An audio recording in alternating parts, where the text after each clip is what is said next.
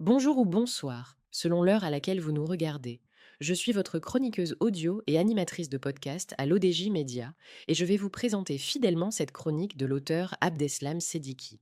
Intitulée Le classement mondial des universités, le Maroc fait du surplace, qu'on écoutera ensemble dans CE Podcast.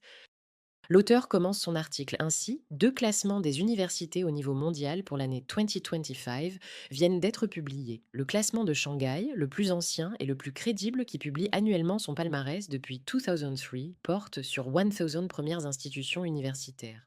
Le classement émanant d'un centre de recherche américain, CEO World Magazine, se limitant lui aux 500 de premières universités. Dans le premier CAS, le Maroc garde de justesse une place dans le dernier groupe des 900 1000 grâce à l'université Hassan II de Casablanca, maintenant ainsi sa position de 2024.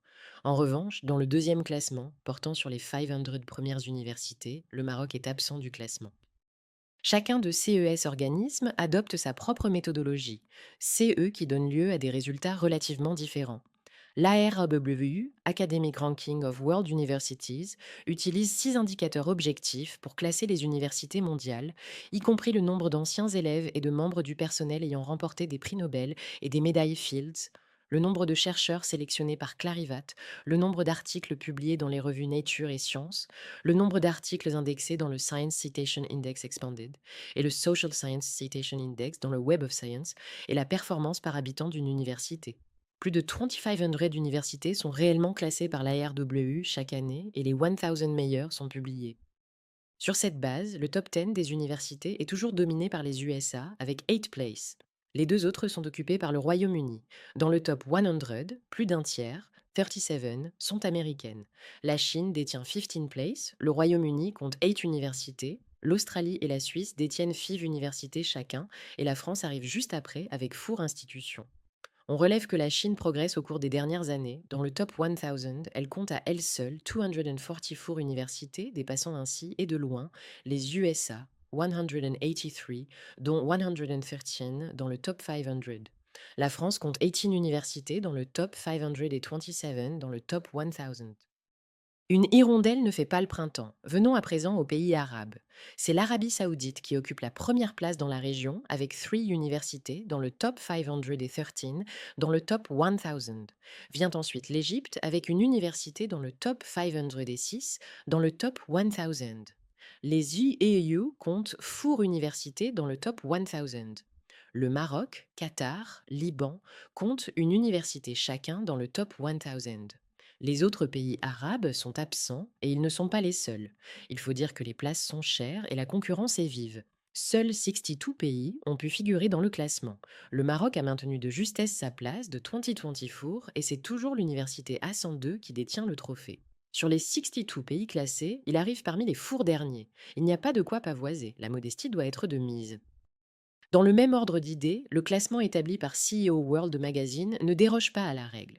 Il consacre la domination des mêmes pays sur le podium. Rappelons que CEO World Magazine est une publication mondiale d'affaires et de finances destinée aux PDG, aux cadres supérieurs, aux investisseurs et aux personnes fortunées. Il offre des analyses approfondies, des stratégies, des informations et des classements sur des sujets comme l'économie, la technologie et les classements de villes, cherchant à inspirer et à motiver son public pour prendre des décisions éclairées. Son classement est dominé plus par le côté pratique qu'académique. Il est basé sur 7 principaux indicateurs de qualité et de réputation. Influence mondiale perçue, 20%, réponse des recruteurs, 20%, retour des employeurs, 10%, taux de placement des employés, 10%, éligibilité à l'admission, 10%, spécialisation, 10%, réputation académique, 20%. Les données sont réunies sur la base d'une enquête comprenant une liste de plus de 1200 universités à travers le monde. Les participants ont été invités à sélectionner 10 universités qu'ils estiment d'être les meilleures au monde pour l'année 2025. L'enquête a impliqué des répondants de 95 pays et a été menée entre janvier et mars 2025. Les meilleures universités au monde, d'après cette enquête, dont il faut souligner les limites, sont toujours américaines. Ainsi, dans le top 10, on trouve 6 américaines, 3 appartenant au Royaume-Uni et une suisse. La première université chinoise arrive au 29e rang et la première université de France occupe la 52e place. Seuls 5 pays arabes figurent au classement dans Top 500. L'Arabie saoudite avec 3 universités, le Liban, le Qatar, les Émirats arabes unis et l'Égypte avec une université chacun. Investir massivement dans l'université. Le défi majeur pour notre pays et pour le Sud global d'une façon générale consisterait à rehausser le niveau de nos universités afin qu'elles puissent se mesurer aux universités de rang mondial. Pour cela, il est essentiel d'améliorer la qualité de la recherche et de l'enseignement en favorisant l'innovation, l'acquisition et la création de connaissances avancées. Cela demande bien sûr des moyens adéquats.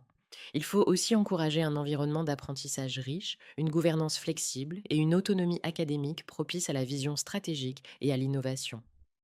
En outre, la collaboration internationale par des partenariats avec d'autres institutions reconnues permet d'acquérir une expérience et une visibilité à l'échelle mondiale. Par ailleurs, un financement adéquat et diversifié ainsi que l'engagement du gouvernement à soutenir l'enseignement supérieur sont cruciaux. Enfin, l'intégration des technologies numériques, la formation de personnel qualifié et la mise en place d'agences d'assurance qualité aident à maintenir des standards élevés et à attirer des étudiants du monde entier. En tout état de cause, il n'y a pas de voie toute tracée pour progresser. On ajuste tout en avançant et on évalue tout en créant. Il faut surtout éviter de perdre son temps dans des questions de détails et des batailles de seconde zone qui ne font que gaspiller le temps et les moyens. La performance d'une université dépend de son environnement culturel et du niveau des entrants. C'est avec des élèves bien formés au primaire et au secondaire qu'on formera des chercheurs et des savants qui seraient en mesure d'accompagner le développement du pays et de rayonner à l'international. Investir massivement dans l'université, c'est investir en dernière instance dans l'humain et l'avenir de notre pays. Ainsi s'achève cette chronique de l'auteur Abdeslam Sediki. Merci de votre attention et de votre fidélité. Je vous donne rendez-vous très prochainement pour une nouvelle chronique sur l'ODJ Média.